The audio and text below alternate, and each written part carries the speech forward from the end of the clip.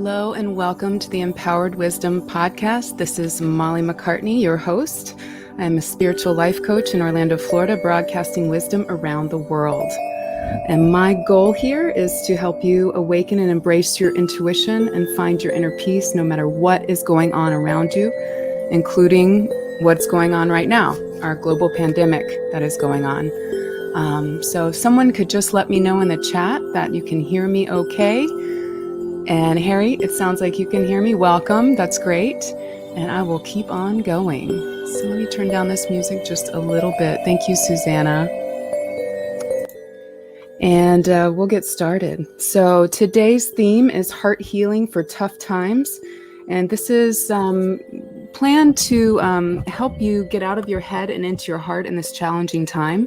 A lot of people are experiencing a new kind of stress, brought on by financial worry, by fear of good health and fear for their family members and loved ones and even humanity. I've talked to some people that are even feeling very guilty that they can't do a lot of things through this pandemic. They just have to kind of sit at home and wait it out. And they want to be, thank you, David. They want to be helpful right now, and they feel stuck. And I totally get that because as light workers and helpers and healers, the thing that we came to this earth to do is to help and to heal. And in this situation, there are people on the front lines doing that work, and that's their light work to do. That's their help for humanity. And there will come the waves after this is kind of transformed us as a humanity. And that's when you're going to get to do some of your work in terms of supporting others to find their peace and even grow in your own way. So I wouldn't worry too much about that now. I think what's most important, and the message I keep getting is, take care of your own spirit right now. Find your balance, find your wellness, stay in your heart with this, and hold the faith. Someone posted something on social media the other day about, the Native American archetype in the tribe of the faith keeper. And I just loved that so much, that they would assign one member of the community to hold the faith no matter what was going on. And I think that's exactly the message that I put out there and what I choose to be in this lifetime. So again, we're going to help you get out of your head and into your heart space with some of this and stop that overthinking. And maybe you'll get some tips to help people in your life as well. And we'll reduce some stress and take time to get into alignment with your heart center and the love in your life and not the fear.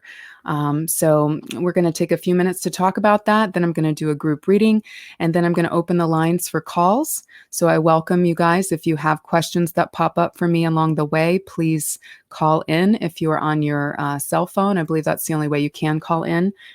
If no one has that, then I'll just keep on talking. So, but I will open the calls for that, the lines for that. And then after that, we're going to do a meditation if you can hang out till the end.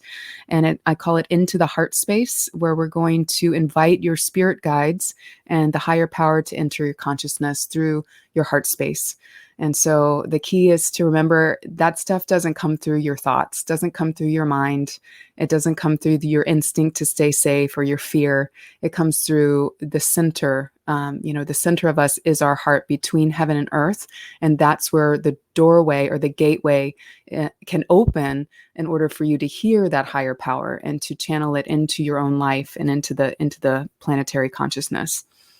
So first things first, another reason why I chose this theme is because the COVID-19 virus, that's the source of this pandemic, it attacks the lungs and is dangerous for those with heart conditions, especially, and the immunocompromised. And so so many illnesses do this, but this virus has done it to such a degree and to such a huge expanse that it's showing us that there's some attention needed on our heart chakra as a humanity. And so that's been going on for a while. So many people walk around with broken hearts. So many people walk around with unhealed wounds from childhood, from past lives, from different situations they've been through, and have such trouble letting go and clearing that debris out from their heart space. And so we have a world that's often operated with a lot of people that they're working through their wounds and their subconscious motivations, and it's nobody's fault. It's just it is what it is. It's how it's kind of come to be, and there's been a breakdown of belief in a higher power because of a lot of things that have gone on in religions all over the world and religious wars and shady stuff done by religious leaders and everything else. But I think it's really important to realize that while religion is good for many people and community, it brings community, it brings like-mindedness to your spirituality and fellowship, but it's not, it should not replace your personal relationship with the divine. And that's something that we are called to develop in this time where we are feeling scared, where we don't have those same kind of communities to lock into. Some people do, but a lot of people have either drifted away due to disagreements or just have lost their faith due to events in their life. So the key thing is our faith, which is found in the crown chakra on top of our heads, our connection to the heavens and the divine. Our heart chakra is what can discern those messages. Again, you have to get down into that in order to understand what healing is coming to you through that relationship. It's also important to realize that those affected by the shutdown, which I imagine are most of you listening, because I know there's a lot of people working on the front lines. If you are one of the nurses working on the front lines, I give you a shout out and definitely send a lot of appreciation your way. Anybody really kind of scrambling right now to deal with this while the rest of us sit at home and try to wait for the storm to pass. I think it's a good thing to just send gratitude out to those people now because they're having a very different experience than we are. But again, I know this stay-at-home experience, and I feel like a majority of the people I work with know that too. So that's what I like to focus on. So anyway, it's important to notice that this shutdown creates a condition to examine how you are present to your heart space or how you aren't. So if you're stressed, if you're dealing with anxiety, if you're panicked or waking up in the middle of the night, a lot of times what I'm seeing with my clients is they had stress patterns before the pandemic began and the shutdown began, and the shutdown has kind of amplified those things. So the key here is to make sure you use this time to become more aligned to your heart space and make sure that that you're taking care of yourself from the inside out. So I'll ask you now, what is your quality of beingness in this shutdown right now, and just be thinking about that. And if you're on the chat, you can enter a word or two and let me know what you are feeling at this moment or what you've been feeling. Just one word will do. Stressed, fearful, fine. That's good too. Happy. But I welcome your participation here. So I'll give you just a minute to enter some words in into the chat.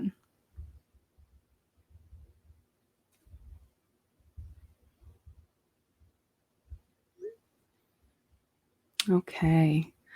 All right. I'm seeing anxious, anxiety, unbothered. And these are all, so you can see that there's a lot of different things that can be going on for different people. So we're not all in the same sort of crisis space, but some of us are. So the key is to notice that. And what we're going to do is talk here about what those states of being, like where they begin, and our levels of consciousness that are kind of in charge of those things. So if you're stressed, worried, thoughts and intellect are often in control. And so I'm going to go into that a little bit deeper in a moment. If you're anxious and fearful, fear and instinct is often in control. And so stress and anxiety are a little different. I want to point that out. Stress is the feeling of like, oh my gosh, what am I going to happen? What am I going to do about money? What am I going to do about my job? But the anxiety is the waking up at 3 a.m. with panic in your body, so So if you are feeling that way, we're going to work with that today, and I'm going to give you a group reading about that, and welcome the callers to call in to get some private coaching on that as well. So to get into a state of calm, you must be able to change the filter through which you're viewing your reality. And so we're gonna talk about that. So and I see panic in the body, someone's putting in the chat. So that is that deep set anxiety, and it's become kind of your body's consciousness if you're feeling that sort of deep panic. So let's talk about these filters of reality, which is your consciousness. And those of you that are saying, I'm unbothered, balanced, relieved, grateful, and wishing the same unto others by praying for the collective, that's great. Someone says anticipation, like what is to come. That's an interesting emotion as well. So, and my key is anything, as a spiritual life coach, I really just want to help you get to that state of at least neutral, peaceful, and into those states of joy, because our states of being exist on a spectrum, just like everything else, in a continuum. So it comes and goes, it ebbs and flows depending on the day, but it's really important to make sure that you're balanced between your states. And yes, it is actually possible, even if you come from a very anxious, fearful state in your life. As a rule, it is possible to get to a place where you have more good days than bad, when you have more calm and peacefulness than stress, than anxiety. But it takes practice. Sometimes it takes some help with herbs, and some people choose medications. But with that, without doing the inner work, is not really going to be a long-term solution for your life. So that's why I'm here, because I want to really help you get to that place of calm, of centeredness. I use the word faith a lot. I don't use it in a religious sense. I use it in a spiritual sense of having a faith that a higher power has a divine plan, and that we have to have the humility that we can't always know what that is. And that's spirituality. So if you're having trouble getting there, it's really important to do the practice, to read, to learn, to focus on ways to switch your mindset and switch what you're focusing on, so that you can feel that sense of faith. Because it is, for me, it was a choice to get back into it after many years of being angry at God for some trouble in my childhood, from grief of losing my father and being bullied and all this stuff, and then some depression in my teenage years. I was just mad at God for a very long time. Even as an intuitive, I was highly intuitive, but angry. And I realized, long into my path, even after I started helping others, that if I didn't open up fully to the fact that there's a divine plan, and have a true deep relationship with that divine sense of spirit, which, some people call spirit guides. I believe our spirit guides are the messengers from a higher power. They can get to us where a higher power doesn't really talk. So that's the difference. But it really is about letting go and knowing that anytime you are stressed out, anytime you're anxious, it's that human part of yourself trying to take control of the situation, trying to understand it at a higher level that it will never understand it. No matter what kind of facts come to light about all of this, no matter what shift or no shift happens in humanity's consciousness, we just have to make sure that we're on our path, and we are kind of giving the energy that's helpful to ourselves and others above the fear and the panic.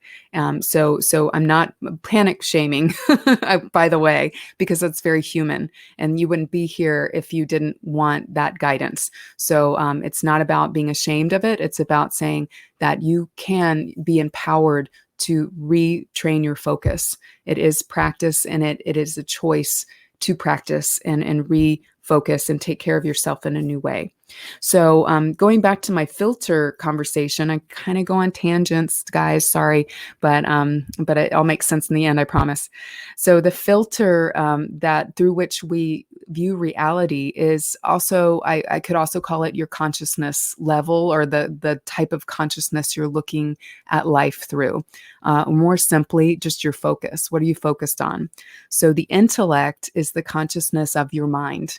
Those are the thoughts. They're always going. They have a job to do. It's our inner computer. We are We wouldn't be who we are without our computer system running the show. So it's very important. I don't want to blame the mind. The mind isn't a bad thing.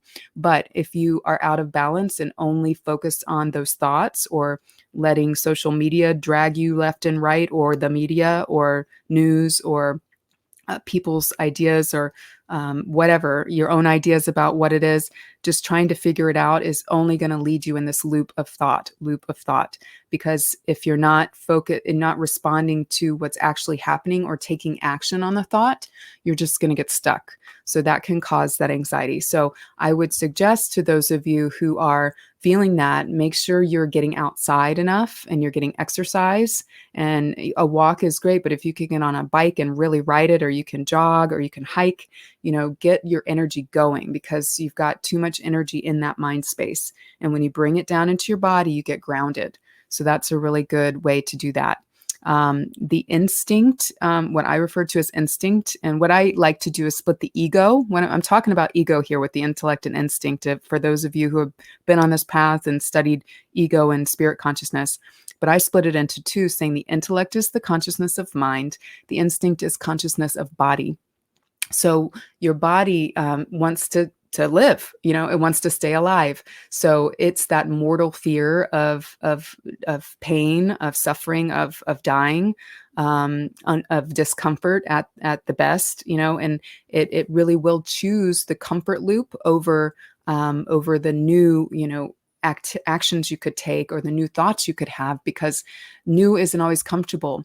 There's even a phenomena that I call thriver's guilt, where first there's inner peace boredom. That's a phenomena of the mind, where you're at peace, and then your mind kind of starts looking for things to get upset about. So that's very interesting. And there's also thriver's guilt, when you get into the states of living in joy and living at what many call a higher vibration, and then you kind of feel bad because the people around you aren't living in that state, and so that's your mind coming in, trying to pull you right back down. And the key is, again, to stay balanced between all of them. But if you're allowing your mind to get the better of you, you're going to feel that stress, and you're going to try to control things, and it's probably going to affect your relationships, because other people just want you to chill out, or they're doing the same thing and you're bouncing off each other. So that's just energy. It is what it is. The instinct is consciousness of the body. So if you are feeling this panic, this deep panic, I've been suggesting to people not only get out and do the exercise, but also take baths. And I'm not talking about bubble baths. I'm talking about salt baths and deep nourishing baths with candles, with relaxing music, getting yourself in kind of a womb-like space to help release some of this stuff that's stuck to you, because we share stress in our energy fields, just like we share viruses. So if you're kind of soaking up all the stress of the world, plus you're giving yourself more of that, it's like you've gotten overwhelmed and still you're eating too much sugar. You're going to need to detox that. So definitely taking baths. If you need sleep aids, I always recommend natural aids. Herbs are good. I would talk to a certified herbalist on the right ones. I can't suggest what herbs are good, but there are stuff, that you can buy over the counter as well. Do stuff, have a sleep mask so light doesn't come in when you sleep. I sleep in earplugs, so I get good sleep because I'm highly sensitive and I will hear everything going on in the world and I will see every light through my eyelids. So I sleep very, very well, but I have a little bit of herbal help and a little bit of earplugs and face mask most nights. So make sure that you're sleeping well, because if you are not, that panic and anxiety is going to increase throughout in the daytime. And make sure you're also doing some kind of ritual in the name of your spiritual beliefs. So that could be having an altar where you light a candle each day, blow it out when you're done with the day, and whenever you're in the room or in the house, keep it lit as a sign that you're inviting your spirit guides and your higher power into your space. You can burn sage, you can burn incense, all of these things. To me, the magic is in the intuition. So I do it more. The ritual is for my mind to recognize this is what we're creating in reality. I'm not going to just be blown about by the winds of chaos. I'm taking a moment to state what I believe to be true and what I'm asking for humbly. And I also include the world in that. I include humanity, and I include healing for everyone, and safety and peace to come back in whatever form it's going to come. And I say, I do. And I don't really have better words than thy will be done. Especially the universe has a balance, and it's always either in or out of balance, and it's always seeking balance, just like our bodies are. So no matter how much we think about it, talk about it, have opinions about it, talk about politics, talk about religion, blah, blah, blah, blah, blah, that it doesn't, all of that's just chatter when there's something greater going on. So a key is, if that's going on inside you, all that chatter and all that chaos, to just get quiet and do things that nourish the quiet. And definitely put yourself on a diet of media and social media if you are feeling especially anxious. So back to the filters of consciousness, intuition. For those of you who are doing well right now, chances are your intuition is in control. Your consciousness of spirit is very present right now, and you're able to kind of hold that space for those of us who are not doing as well. So to me, I say those of us because I feel like I'm doing well, but I also include anyone in my wisdom circle and anyone in the world who is seeking to feel better, seeking the peace. Because if you're not feeding the chaos and you're feeling blown about by all of this, chances are you really would prefer to feel okay, at least, or at least a sense of assuredness. So, I feel like we're all pieces of each other. So what I consciously do when I'm feeling well and I'm in a higher vibration, so to speak, which is, I hate the higher lower thing, but, the more joyful vibration, as opposed to the fearful vibration, I just say, you know what, I'm adding to that field, and I pray that it radiates out to others. And that's another reason why I do this show, and another reason why I do what I do for a living, as a spiritual coach. So it's all about holding the light, holding the faith. And for those of you who want to be that in the world, just know I wasn't always like this. There are people out there listening that are like, I'm good. They weren't always like this. It's because of practice and because of commitment to the path and being able to find that sense of peace inside. So I say that because it's possible for you. And the first thing you might have to realize is that it is possible to turn it around, that you're not going to feel like this forever. And it's not your fault. And there's nothing wrong with it either. But it's simply, if you can calm yourself, take care of yourself enough to get that focus, get a handle on it. It's like a wild horse, just bucking bronco, just going everywhere. Just got to get hands on the bridle and say, it's going to be okay. So let's see. I think I covered the importance of connecting with a higher power. I have my note in my notes here. I want to just state that if you're highly intuitive and you feel like things are happening, like I can feel that this isn't the last big issue that we're going to have, in this lifetime. This is a big one, but we're going to have a lot of changes and a lot of strange, unusual events happen in our lifetime. If I was not connected to a higher power and I felt that or had visions of that, I would be terrified. So your intuition is nothing but another survival tool, or something that your inner survival system, your instinct, is going to use against your inner peace, basically, to keep you on high alert, unless you're connected to a higher power. So faith is the missing key for those who are sensitive, intuitive, very spiritual, and still feeling this, a lot of anxiety. So it's the key now is to take this time. If you are staying at home, if your job is on hold, practice. Take time to clear out your space, clean your home, declutter, do these things in the name of decluttering your energy, and know that this pause can be a gift, even if it feels very anxiety inducing. And it's just important to ask each day for guidance for yourself and for everyone else, to release the mental and physical fears that create stress and fear, so we can empower the wisdom within that connects us to something greater than ourselves.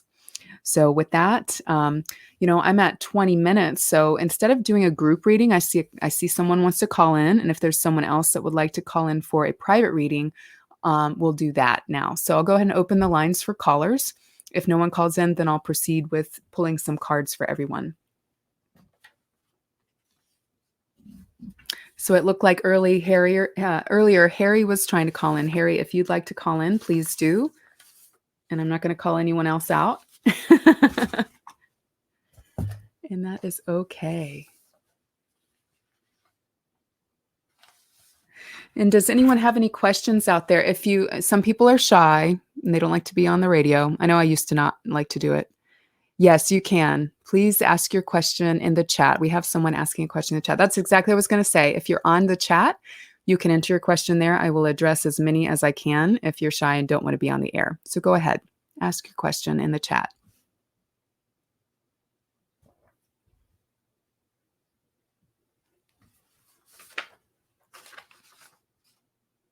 So again, I'm Molly MacCartney with the Empowered Wisdom Hour.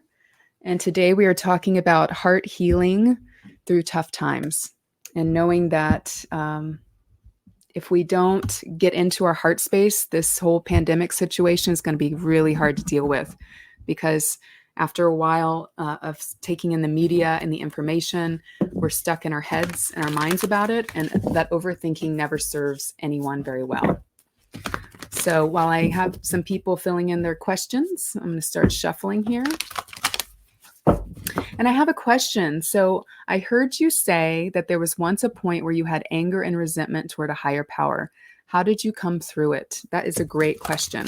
So I will tell you. So yeah, that was part of my life journey as a healer, as a light worker, and doing what I do, because I needed to see the clarity that came from reuniting and forgiving my higher power, to know how powerful it really was. Because as a child, so I'll try to sum it up fairly quickly. And if anyone else has questions at this time, feel free to enter them in the chat. I will answer them as with as much time as we have.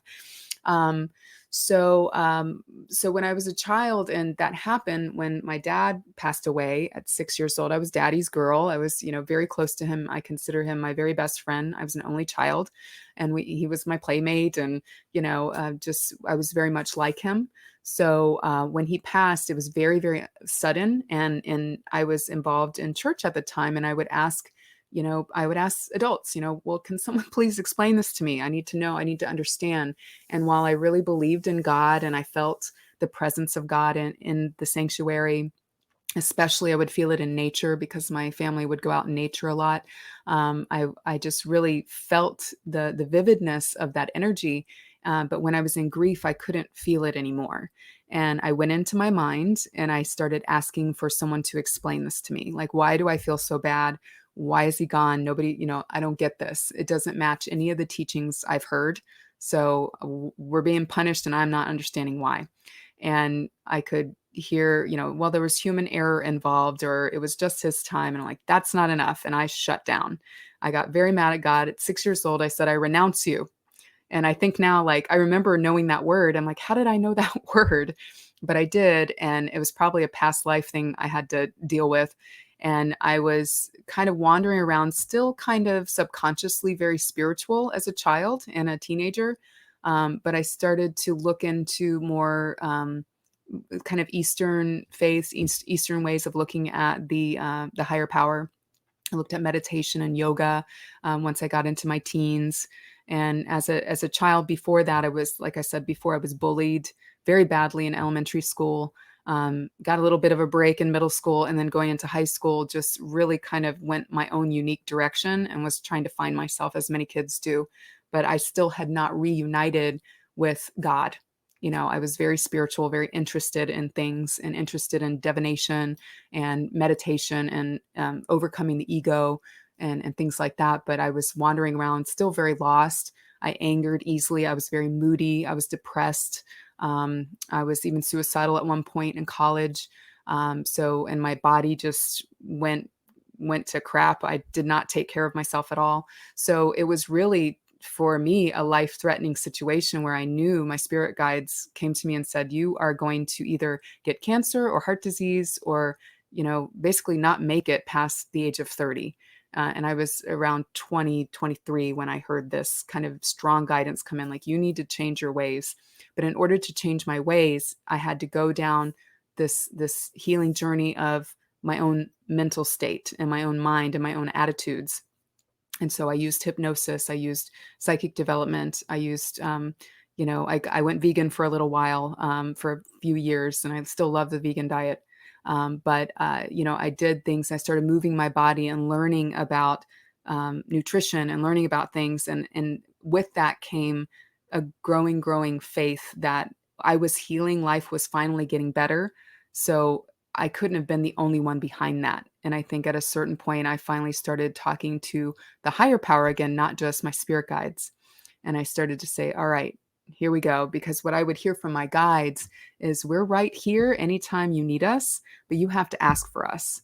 We're not just going to come in and send you a hawk, for a message, or, speak to you through a song. We're not just going to kind of show up randomly. You have to be sort of asking and open to receiving it. And that's something I didn't really connect the dots with when I was younger. And I did get things that seemed out of the blue at that time, but it wasn't until couldn't turn it on consciously until I realized I've got to ask and I've got to surrender to the answer. So that brings me to my point of how to connect with your spirit guides and really use that guidance. If you're in your mind about what a spirit guide is, if you're expecting it to be a thought in the same way that you think your thoughts, it's not going to come that way. It's going to come through a feeling, through a dream sometimes, through synchronicities, songs that play on Pandora or the radio or Spotify, whatever you're listening to. It comes in waves of realizations where you weren't even really thinking about anything. You're riding your bike or you're cooking or doing the dishes, and all of a sudden you just have a realization. So it's not the same as when you're sitting there trying to figure it out and you like directly ask from a conscious beta level space. And beta level is that everyday thinking space. What's happening here?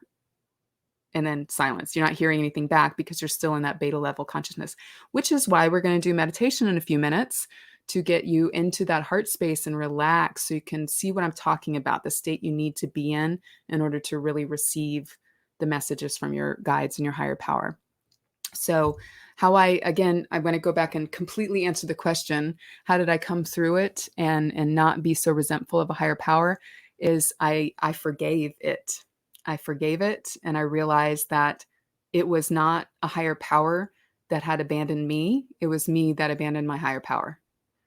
And so that was like a big aha moment for me. And nobody had really said it to me that way, but I just realized it one day because I was working really hard on my path at that time. And I think, Carolyn Mace is an author and a teacher I like to listen to. I've always loved her teachings. And she talks a lot about humility to the divine. And if we don't have humility, then it's really hard to get guidance. And the key is we're always wanting certain things to happen in our favor. We're wanting answers. We're, just like that little 6-year-old kid, I want answers. And when they don't come, then we think, well, God doesn't exist. God doesn't care about me because I'm not getting my answer. And that is your ego, either usually in the form of intellect, or if you're scared and unable to access your faith, it's that instinct to stay safe and to survive. And the key is to know that spirit has your back. It really, really does. And that we don't live in a universe that's always shutting us down. We have traumas. We have things that happen to us. We have stresses. But we can't define our whole life by that. If we do, we start to recreate the same things over and over again because it becomes our template for reality. And so the key is, if you've had trauma, if you're angry about something, if you struggle with not forgiving, it's just really key to do the work. And there's a lot of work out there that you can do. So if no one else has any more questions, I can guide you through something that I share with a lot of my clients.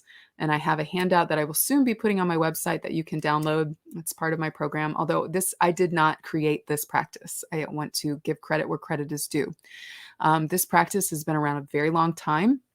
It originated in Hawaii with indigenous Hawaiian people, and it is called Ho'oponopono.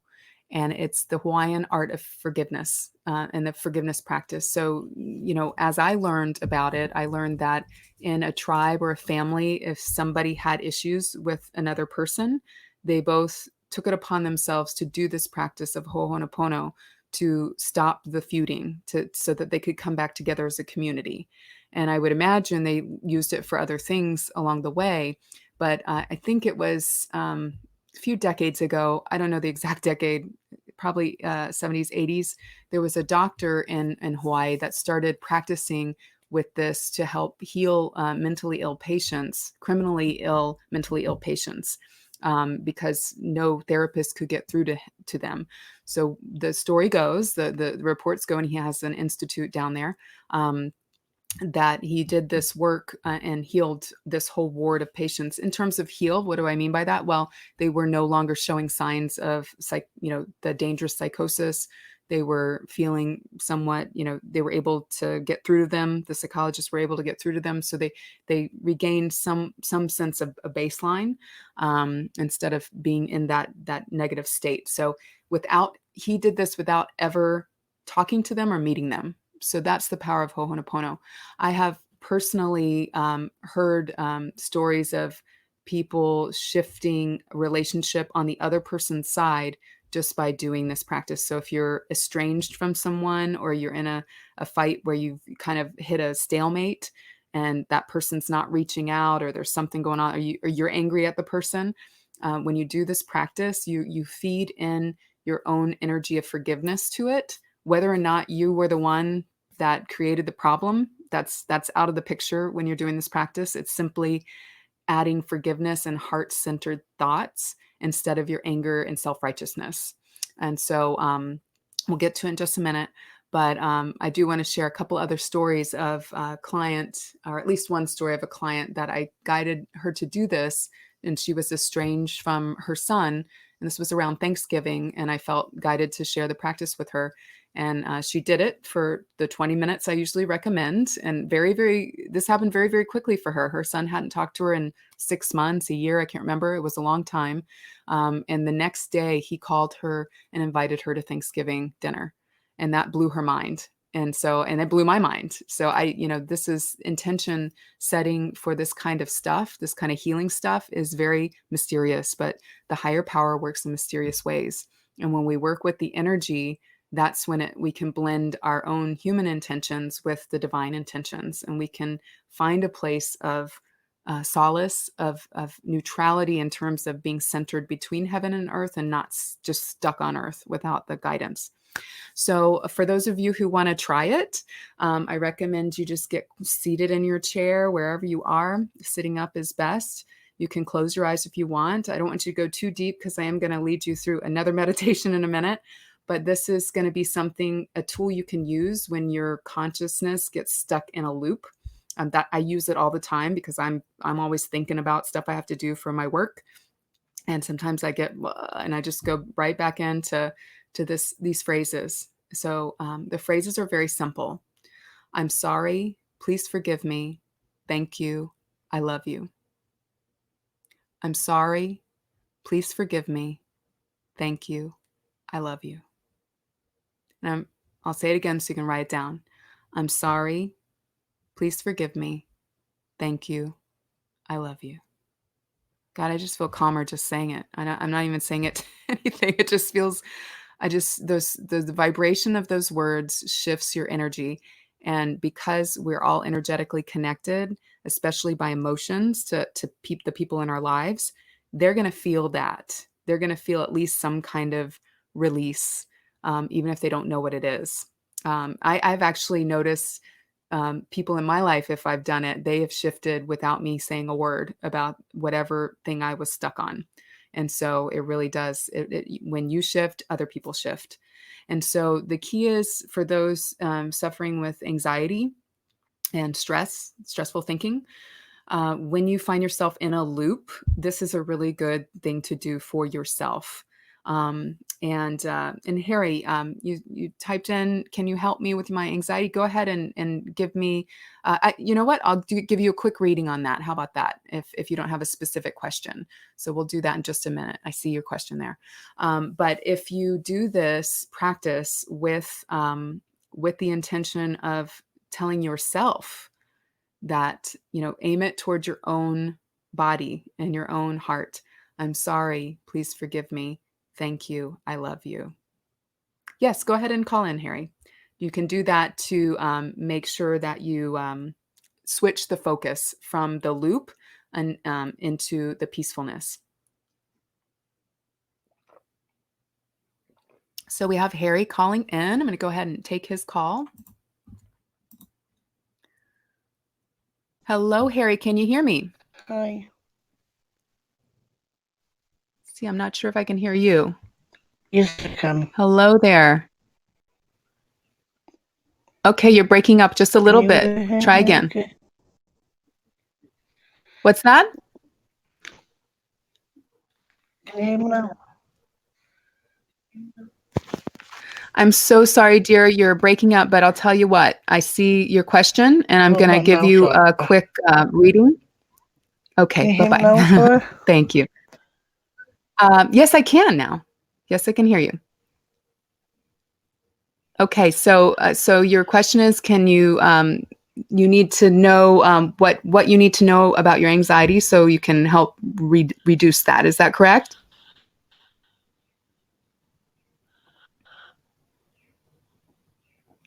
Okay. It looks like we have a bad connection. So we're going to go ahead and just give Harry his reading. All right. There we go. Sorry, guys. I never know. I'm learning Podbean. I'm learning this whole live stream thing. So we're all learning all the time. Thank you for your patience. So Harry, I'm doing a quick read, and I want you all to listen. Anyone that is also struggling with some worry and some anxiety. And just listen closely, because we're going to look at what the obstacle is here. We always have a spiritual obstacle that we can turn into a lesson if we look at it that way. If we don't look at it that way, it becomes this huge mountain we have to climb. And the key is to make sure we see every moment of every day as an opportunity to shift and to transform. It really is true. It's just about training yourself to live like that. And like I said before, I was not always like this. And I still struggle with a little anxiety. I'm going to be honest. When I get in my head about my to-do list, oh my God, and I feel it in my heart. So I'm not perfect. I'm not done. None of us are. I always say if anyone says they're enlightened and done, I think you probably should run for the hills, because I don't really believe anybody is. I believe even the most enlightened individuals in the world still struggle with some of these things. So the key is it's a practice. It's always a practice, and to be humbled to the practice that things show up, things change, and we have emotions that we have to deal with. So Harry, listen up. I'm doing your reading here. So right now you're in a space where you're dimming your light in order to be comfortable in your surroundings. So there may be something going on around you in your personal life or in your home life that is causing you to kind of play it small. And when you're playing it small and not communicating and opening up and connecting with others as much as you could, that's going to cause yourself to feel really closed in. So I'm seeing visions of you getting out and walking, and definitely getting outside, getting more sun and connecting with the earth, because for some reason I'm feeling like there isn't a lot of connection, or the connections that you had are a little bit kind of like your phone call, like breaking up. There's just something like that's not quite solid there. So you're coming out of following what you thought was spiritual guidance, but you got stuck. And now being stuck, whether that's being at home during the pandemic or just feeling stuck in general, it's time to really call upon your spiritual maturity and know that you have the answer within you, even if you doubt it. So you may be looking outside yourself for that guidance. And again, this message is for everybody out there struggling with with that anxiety. So make sure that you're looking to yourself and not looking to the world to change. And make sure that you're setting your intentions. So one thing that we forget about is when we think that our intentions go left unheard, but it's important to make sure that you focus your energy on what you imagine to be the highest and best experience for yourself. And again, let your intuition drive that. So your intuition will know that, like, say you're wishing for $1 million, but your intuition knows that's not going to be the thing that makes you happy. It's actually going to be, living in a different part of town or a different city, or changing even your current home situation, and just kind of making the best of what you have. So the key is to not ask for the $1 million.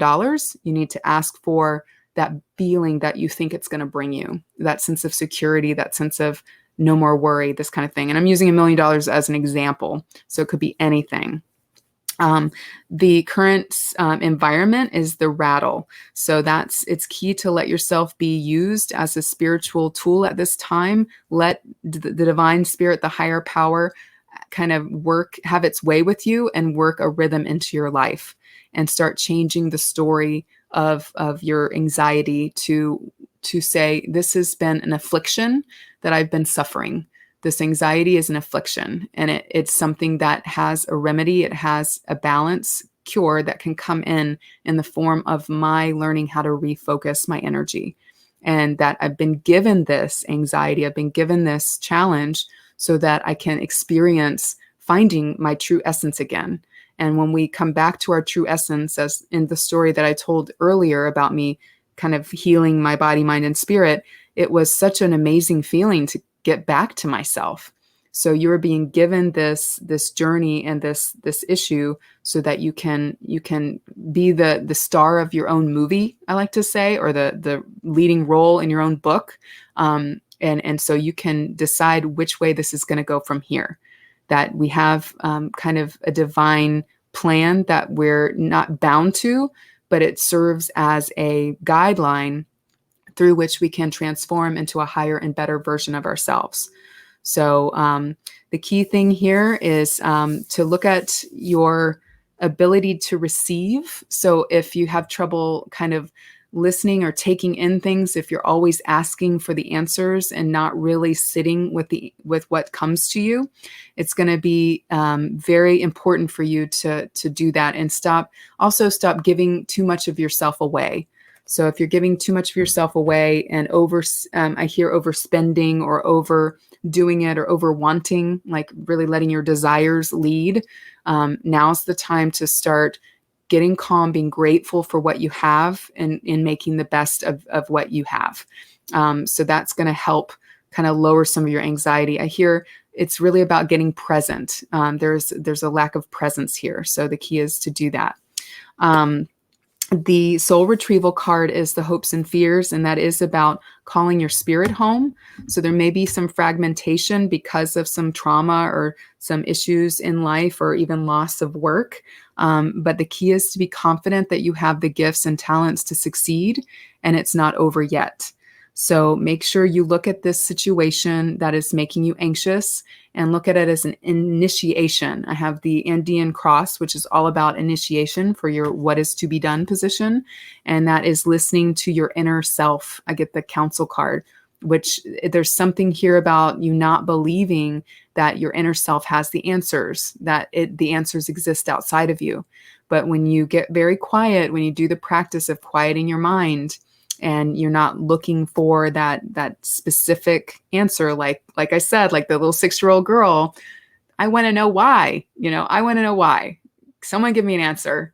And then I'm like, screw you, God, I'm not talking to you anymore. And you see the struggles that I faced.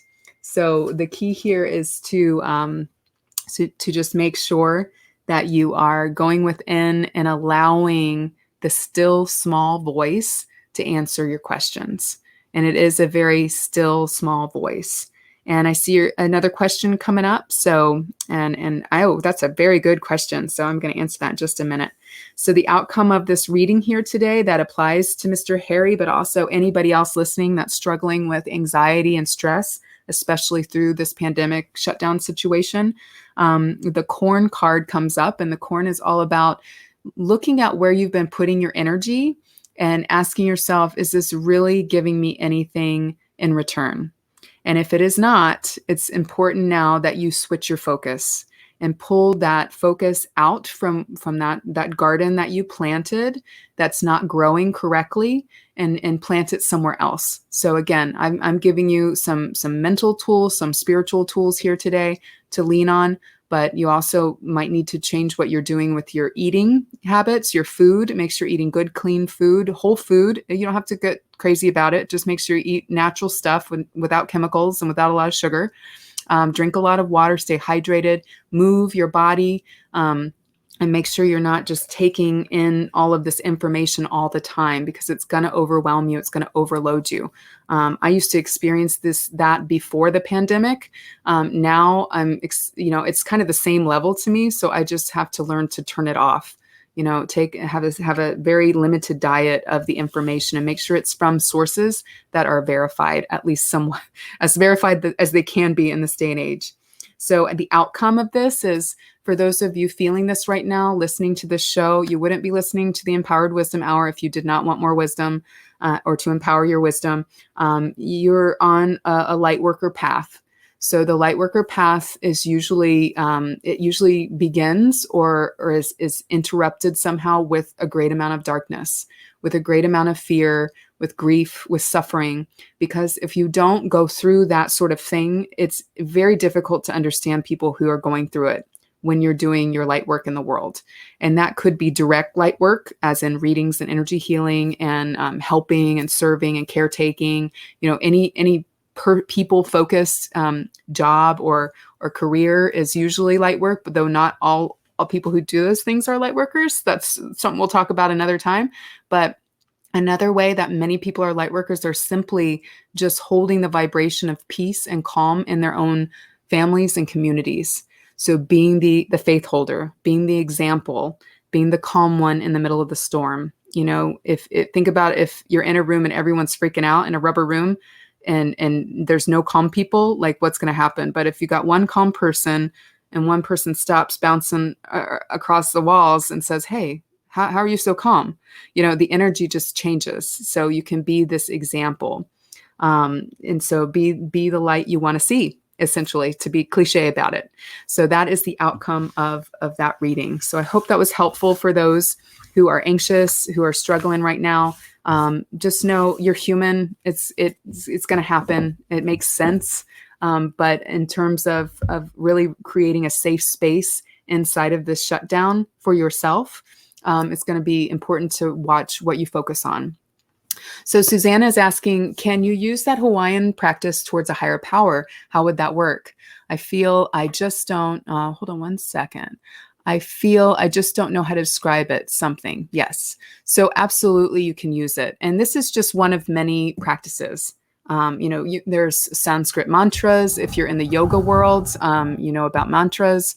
All of those, they're in Sanskrit, but they have, translations in English, so you can know what they're saying. And there's different, of course, in that set of mantras, there's usually deities you're calling on. So if you have trouble like identifying with a Hindu deity, it might be difficult for you to do that. But you can also create your own. But the reason why I recommend the Ho'oponopono forgiveness practice is because it has such a history. It's kind of like Reiki symbols or anything that's been around a long time. It has an energy about it that's been built up over time, and that's why it has a power to it. So yes, absolutely. If you're angry at God and you're praying, and I don't know what your prayers sound like. If they sound like mine, it's like, why don't you just show me what the hell's going on? And, why don't you do something about it? And why did you take this away? And why are things the way they are? And why is the world such a terrible place? These kinds of things, talking to God like that. It's, God still loves us. The higher power is still, just spitting out the life force, no matter what. It doesn't really, to me, see black and white the way that some people project it. It just is.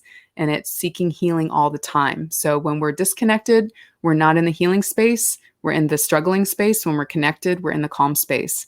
So absolutely, if you find yourself doing that kind of thing or whatever it is, however that manifests for you, that anger at God, take some time to, well, I think some of you out there, if you're my clients listening, I may have recommended kind of rage screaming sometimes. If you're in your car, somewhere where people don't hear you is probably good, but let it out, scream, put it out there, that just get that energy out of your system. If you're that angry, if you're that anxious, like, just get it out, because you can't ignore it. You can't wish it away. You can't forgive it away. You got to feel your feelings. But then, I know there comes a time where I'm just holding on to it. There's a time when it's real and it's visceral, and this is the feeling I'm feeling, and I've got to express it. And then there's a time where, all right, my ego's just hanging on to this because it's getting something out of it, and it's just making me feel bad. And that's when your conscious mind wants to forgive, but you still feel this feeling of, I can't. So absolutely, if you imagine your higher power, whatever you imagine it as, I don't have a visual representation of my higher power. I look at it as almost like love letters to someone I'll never see in person, but that is intimately connected to me, like almost like we have a private chat going on all the time. And I send it from my heart space up to the higher power. And I would say, yes, I'm sorry, please forgive me. Thank you. I love you. And the thing is, when you do that practice, it's, in my opinion, in my experience, what it does is it breaks you down enough to feel the truth. It breaks that anger down enough. So you're really always sending that forgiveness to your own self. And that's the key. That's what shifts your energy. That shifts your energy, the energy of others. That can shift your relationship with a higher power. And for me, when I finally forgave my higher power and got reconnected, it really was like, oh my God. It was like a aha, no pun intended, but it was like, aha, like I've been the one shutting this out. Like once I opened it up, it just flooded in and I felt the peace. And another thing you can do is, if you like poetry, you can read the poetry of Rumi, a great mystic from the 1300s that wrote a lot of love poetry. It can be a little thick, but some of it is really short and sweet. And kind of ask yourself, like, how did this man have such a love for the divine? What is this? I want what he's got. And that's one thing that really helped me. And also writing my own letters to God. I did that for quite a while. Conversations with God is another book that's really good. So you can have your own conversations, and it's not like it has to be a formal prayer. You can just sit there and be like, hey, higher power, source, universe, goddess, God, whatever you call it. I don't care what it is. To me, it's all the same. But just make sure you have some feeling about what that is and or a vision, and make sure it's your own, something you can believe. If you don't agree with the way that religion describes it, that's not going to work for you. Then you're always going to feel on the outside. You have to get to know it on your own terms, because we all have different filters of reality, different ways we think about things. And so the key is it will speak to you in your language, because it doesn't know any one language. It only knows love and life force and healing. Okay. And balance. So yeah, this destructive event we're going through is part of a plan. We don't understand it, but people who are passing and suffering are passing into a new way of being, are suffering and learning something. Things are shifting like crazy around all of this that we'll never really understand. And I would have a very different conversation with people that are right on the front lines again. So anyone out there hearing this, we would have a private conversation, number one, and it would be much deeper and on the road of grief and loss and that deep shift that happens through those dark places. But for now, for those stuck at home, anxious, that level, this should help quite a bit. I hope it did.